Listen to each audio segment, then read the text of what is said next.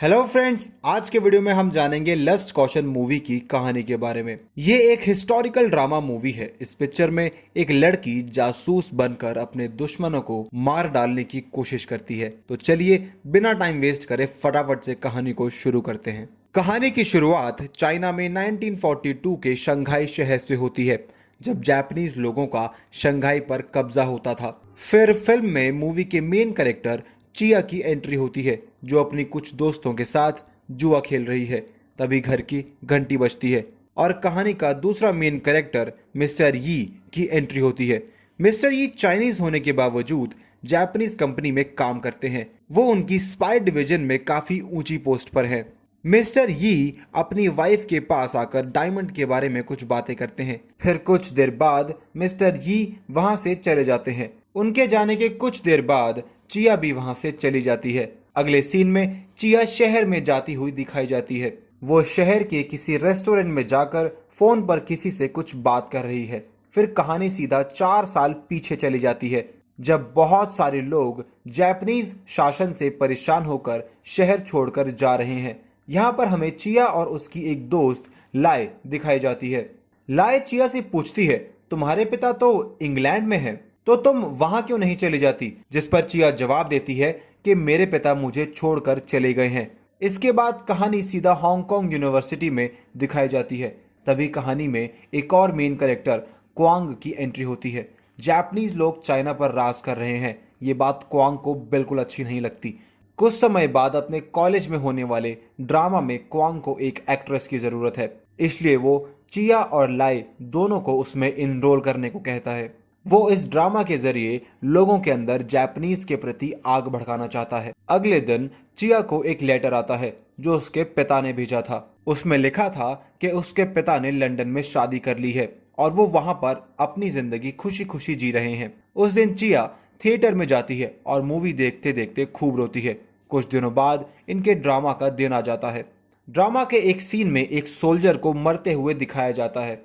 ये सीन देख लोगों में जापानीज के प्रति आग भड़क उठती है। अपना प्लान सक्सेसफुल होते देख सभी पार्टी करने जाते हैं।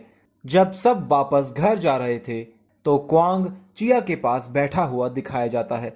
इन दोनों में फर्स्ट मीटिंग से ही अट्रैक्शन हो रहा था। सब लोग इनके ड्रामा के नेक्स्ट प्लान के लिए एक्साइटेड होते हैं। जब अगले दिन सब मिलते हैं तो क्वांग सभी को कुछ नई चीजें समझाता है। वो कहता है, मेरे ब्रदर का एक फ्रेंड है जो हांगकांग में एक बड़े से कोलैबोरेटर के लिए काम करता है। इन सबको लगता है कि मिस्टर यी गद्दार है और उनसे बदला लेना चाहिए। क्वांग सभी को समझाता है कि हम ड्रामा वगैरह सब कुछ कर सकते हैं, लेकिन जब हम सच में किसी को मारेंगे तभी हमें सेटिस्फेक्शन मिलेगा। रात में सभी क्वांग के एक फ्रेंड से मिलते हैं। ये फ्रेंड यी से इंट्रोड्यूस कराने के लिए बहुत सारे पैसे मांगता है। सभी मिलकर उसे पैसे दे देते हैं। अब इनके सब पैसे जा चुके हैं। इन्हें फाइनेंशियली बहुत सारी दिक्कतों का सामना करना पड़ रहा है।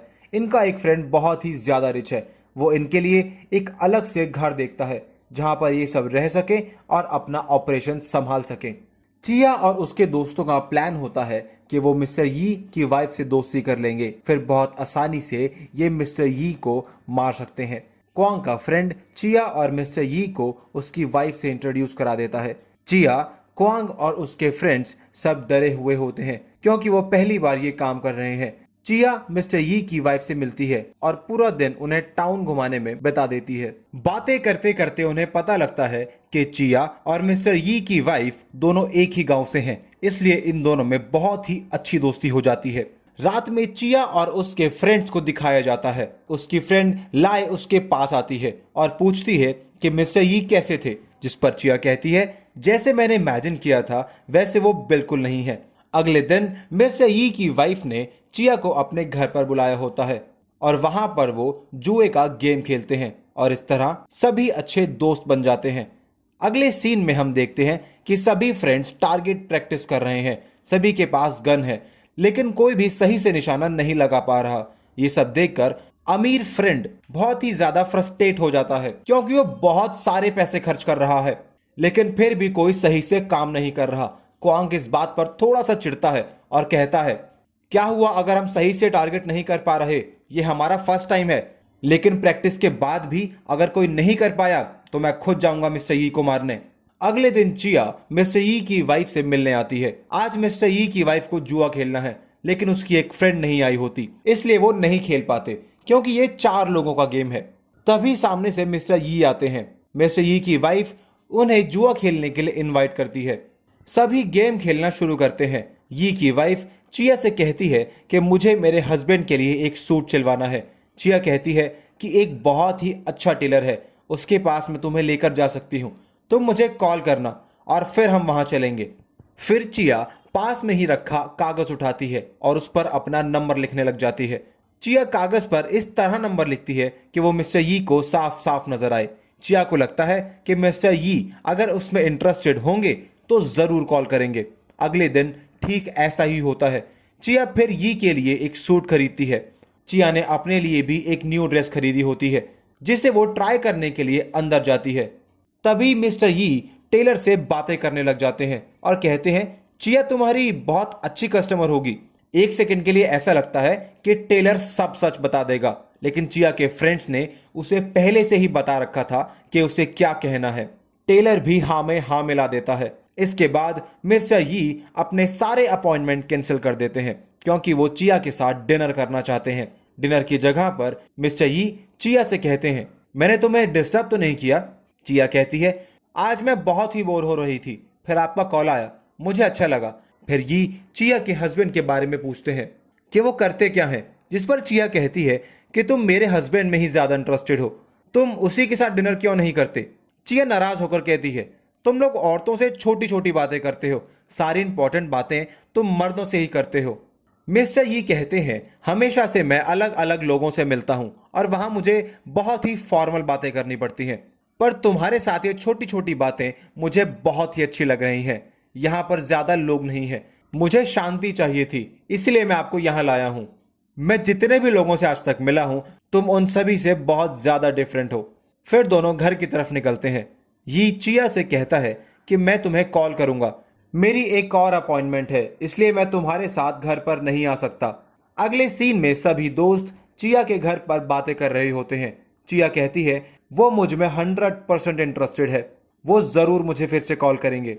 ये बहुत ही स्मार्ट है, इसी वजह से वो घर पर नहीं आया।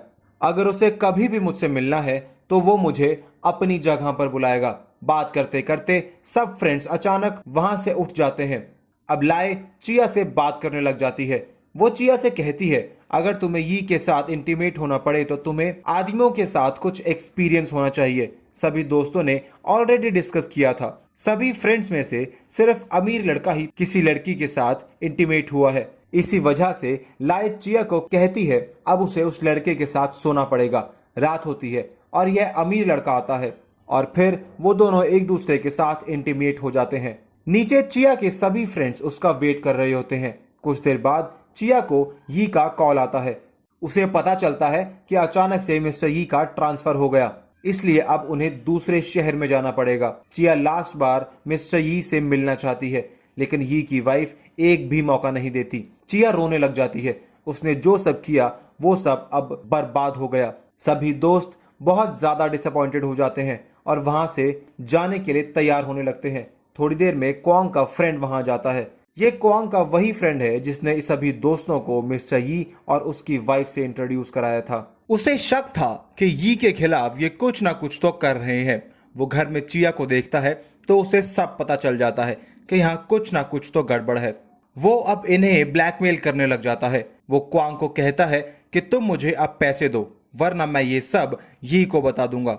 इनके पास उसे देने के लिए पैसे नहीं है, इसलिए वो उससे झगड़ने लग जाते हैं और झगड़े झगड़े में क्वांग के फ्रेंड को मार डालते हैं। ये मर्डर देख चिया बहुत ही ज्यादा डर जाती है, वो वहां से भाग जाती है। इसके बाद 3 साल गुजर जाते हैं और हमें शंघाई शहर दिखाया जाता है। शंघाई में सभी लोगों की फाइनेंशियल सिचुएशन बहुत ही ज्यादा खराब है। चिया भी इसी खराब फाइनेंशियल सिचुएशन से गुजर रही है। चिया का शंघाई में एक घर था, पर उसकी आंट ने चिया को बिना बताए ही वो घर बेच दिया। चिया अपनी लाइफ से बिल्कुल खुश नहीं है, पर जैसा उसका चल रहा है वैसा रूटीन चलने देती है। फिर एक दिन क्वांग उससे फिर से मिलने आता है। क्वांग कहता है कि हम जो सब कर रहे थे हमने उसकी बहुत ही घटिया प्लानिंग करी थी। जब हम ये सब कर रहे थे तब हम पर कोई नजर रख रहा था। चाइनीज लोगों की भी एक सीक्रेट सर्विस होती है जो इन पे हमेशा नजर रख रही थी। उन्हें भी लग रहा था कि ये सब सक्सेस हो जाएगा। वो चिया से कहता है कि मैं तुम्हें ढूंढ रहा था। वो चाहता है कि चिया फिर से यी से मिले। वो पहले जो कुछ कर रहे थे उसे फिर से स्टार्ट करें। चिया भी फिर से इस काम के लिए रेडी हो जाती है। क्वांग अपने बॉस के पास चिया को लेकर आता है। अब इनके पास अच्छा सा बजट है, ये सब चीजें सही से कर सकते हैं। क्वांग का बॉस चिया को सब डिटेल्स देता है और उसे एक स्टोरी बनाने को कहता है जिसमें वो पिछले 3 सालों में क्या क्या कर रही थी इन सब की डिटेल्स होंगी। थोड़े दिनों बाद चिया रेडी हो जाती है और अपने फादर के लिए एक लेटर लिखती है। ये लेटर उसका बॉस पढ़ता है और उसे जला देता है। एक्चुअली इनका प्लान होता है कि मिशन हो जाने के बाद वो चिया को मार डालेंगे। अगले सीन में हम देखते हैं कि जिस होटल में यी रह रहा है ये लोग उसी होटल में चिया को भी एक रूम दिला देते हैं। यी जब रात में वापस आता है और चिया से मिलता है तो उसे बहुत अच्छा लगता है। कुछ देर बाद चिया अपने रूम में वापस आ जाती है। यी उसका पीछा करते हुए उसके रूम में आ जाता है। चिया यी से कहती है कि मैं तुम्हारी वाइफ के लिए बहुत सारे गिफ्ट लाई हूं लेकिन तुम्हारे लिए कुछ भी नहीं लाई। ये कहता है कि तुम यहाँ आई हो यही मेरे लिए बहुत बड़ी बात है। होटल के ब्रेकफास्ट टेबल पर यी की वाइफ चिया से पूछती है उसका आज का क्या प्लान है। चिया कहती है कि आज मैं मूवी देखने जाने वाली हूँ। ये सब यी सुन रहा होता है। जब चिया घर से बाहर निकलती है तब यी उसके लिए एक कार भेजता है। यी का ड्राइवर चिया को एक जगह पर लेकर जाता है। चिया एक रूम में जाती है और देखती है यी वहां पर पहले से ही बैठा हुआ है। चिया उसे वहां देखकर बहुत ही ज्यादा डर जाती है। वो अब यी को रिझाने की कोशिश करती है पर यी को ऐसे गेम्स खेलना अच्छा नहीं लगता। वो उसे जकड़ लेता है और फोर्सफुली उसके साथ इंटीमेट हो जाता है। चिया को बहुत तकलीफ होती है पर यह सब वो सहन कर लेती है। इसके बाद बहुत दिन गुजर जाते हैं। यी की एक मीटिंग थी इसलिए वो चला गया। कुछ दिनों बाद यी फिर से घर पर आता है। वो डायरेक्टली चिया के पास आता है और चिया उसे कहती है कि मैं तुम्हें हेट करती हूँ। ये कहता है मैं किसी पर भी बिलीव नहीं करता। वो चिया के पास आता है और उसे हक करता है। चिया कहती है कि तुम मुझे छोड़कर इतने दिन कहाँ चले गए थे। चिया कहती है कि तुम मुझे इतने दिन छोड़कर कहाँ चले गए थे, मैं हर दिन तुमसे नफरत करती रही। ये कहता है क्या अब भी तुम मुझसे नफरत कर रही हो। चिया कहती है नहीं, अब मैं तुम्हें हेट नहीं कर रही। वो कहती है कि तुम बहुत ही अकेले हो। ये कहता है कि फिर भी मैं अभी तक जिंदा हूँ। इसके बाद ये दोनों एक दूसरे के साथ इंटीमेट हो जाते हैं। इस बार ये चिया के साथ फोर्सफुल नहीं है। चिया यी को कहती है कि क्या तुम्हारा कहीं और अफेयर चल रहा है। ये उसे एश्योर करता है कि ऐसा कुछ भी नहीं है। वो चिया के लिए अब सिटी में एक घर लेकर देने वाला है जहां वो हमेशा चिया के पास रह सके। ये चिया से कहता है कि जब मैं मीटिंग में था तो मैं तुम्हें ही याद कर रहा था। ये अब चिया से ऑब्सेस्ड हो चुका है। यह दोनों फिर से उस रात इंटीमेट हो जाते हैं। अगले दिन चिया इन सभी चीजों के बारे में क्वांग और उसके बॉस को बताती है। चिया बॉस से कह रही होती है कि जल्दी से जल्दी हमें यी को मार देना चाहिए पर बॉस इसके लिए नहीं मानता। क्वांग को भी यही लगता है कि यी को अब मार डालना चाहिए। इस बात पर वह अपने बॉस से चिढ़ जाता है। बॉस कहता है मैं ये चाहता हूं कि यी को मारने में हम लेट हों, मेरी वाइफ को यी ने मार डाला था। चिया इस पर चिढ़ जाती है। वो कहती है कि यी हर रात मेरा शोषण करता है, मुझे बिल्कुल अच्छा नहीं लगता और अब मैं और ज्यादा दिन तक ये नहीं कर सकती। बॉस ये सब सुनकर अनकंफर्टेबल हो जाता है और वहां से चला जाता है। एक रात यी एक अलग से होटल में चिया को लेकर जाता है। फिर चिया यी के लिए बहुत ही खूबसूरत गाना गाती है। ये गाना सुनते सुनते यी रोने लगता है। यी कभी भी किसी को अपने इमोशंस नहीं दिखाता पर वो अब चिया के प्यार में पड़ने लग जाता है। रात में वो चिया को एक एनवलप देता है और कहता है कि तुम इस आदमी से जाकर मिलो। इस एनवलप के बारे में चिया क्वांग को बताती है। क्वांग और उसका बॉस बताई गई लोकेशन पर अपने सभी लोगों को भेज देते हैं। चिया अगले दिन उस लोकेशन पर पहुंचती है। हमें मूवी की शुरुआत में दिखाया गया था कि चिया क्वांग से फोन पर बात कर रही है। ये वही दिन है। वहां एक शॉप होती है। चिया उस शॉप में एक आदमी से मिलती है। वो character Indian actor mister Anupam Kher जी हैं। चिया को वो बैठने के लिए कहते हैं और उसे डायमंड दिखाते हैं, सबसे प्योरेस्ट डायमंड।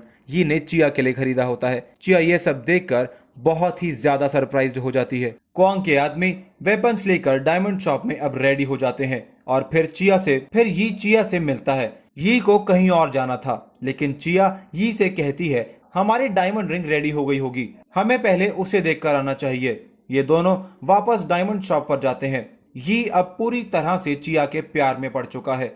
चिया को मालूम है कि यी अब मरने वाला है, लेकिन अचानक चिया अपना माइंड चेंज कर देती है और यी को कहती है कि जल्दी से यहाँ से भाग जाओ। यी समझ जाता है कि उसकी जान को खतरा है। वो फटाफट वहां से भागता है और अपनी गाड़ी में बैठ जाता है। क्वांग के आदमी कुछ भी नहीं कर पाते। रात होते होते चिया और उसके सभी दोस्तों को पकड़ लेते हैं। चिया के बारे में यी को सब फाइल्स मिल जाती हैं और उसे सब कुछ पता चल जाता है। यी के आदमी उसे आकर कहते हैं कि चिया को उन्होंने अरेस्ट कर लिया है। यी को अगर मिलना होगा तो चिया से मिल सकते हैं, पर यी उससे मिलना नहीं चाहता। रात में चिया और उसके सब फ्रेंड्स को एक सुनसान जगह पर ले जाया जाता है और वहां उन्हें मार दिया जाता है। और अब यी एक बार फिर से अपनी जिंदगी में अकेला पड़ जाता है और इस तरह ये कहानी यहीं खत्म हो जाती है। तो दोस्तों, हम उम्मीद रखते हैं कि लस्ट कॉशन मूवी की ये समरी आपको पसंद आई होगी। अगर पसंद आई हो तो वीडियो को लाइक जरूर करें, चैनल को सब्सक्राइब करें और अपने दोस्तों के साथ शेयर करना बिल्कुल ना भूलें। आप हमें कमेंट करके जरूर बताइएगा कि अगली कौन सी मूवी की समरी हमें